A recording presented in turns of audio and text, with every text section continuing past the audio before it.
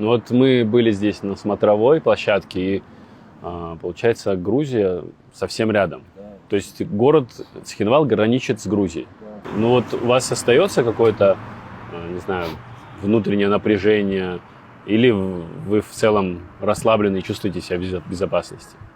Не, я чувствую безопасность, да. Но я думаю, что это так не останется, не знаю.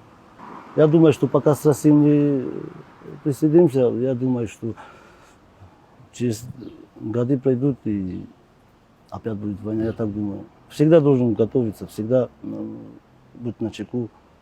Наши враги рядом, вот, рядом живут, скажем так. Они уже в 2020 году делали геноцид, они в 2008 году хотели. Им нельзя верить, я так думаю. Если брать именно научную сторону вопроса информационной борьбы с грузинской именно пропагандой, то там многого ничего не нужно. На самом деле, если в самой Грузии, а там я более-менее, ну, так вот в интернете встречал более-менее объективных исследователей, то у нас с ними никаких проблем не будет, потому что история, ну, наших взаимоотношений, она достаточно тесная и хорошо изученная. Другое дело, что в угоду своим каким-то политическим, так скажем, политическому комплексу неполноценности, да, который у них, к сожалению, присутствует, вот это желание доказать, что вот свое «я» и свое превосходство над теми же астинами, абхазами, и выставить нас какими-то, я извиняюсь, не в обиду, конечно же, индейцам, но индейцами, да, вы понимаете, в каком смысле я говорю, то есть дикарями и так далее, то против грузин же играют их собственные источники. И сказать, что мы здесь какие-то там пришельцы, это очень странно. Исходя из позиции той же самой грузинской науки. Тем более, если мы говорим об абхазах и о грузинах, и о их взаимоотношениях.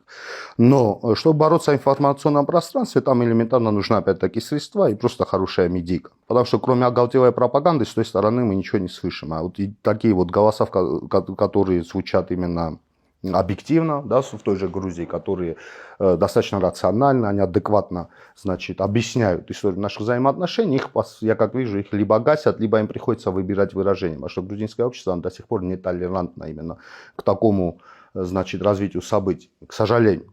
Знаете, наука, она, несмотря на то, что ее используют в основном ту же историю для того, чтобы оправдать какие-то свои действия, она на самом деле объединяет.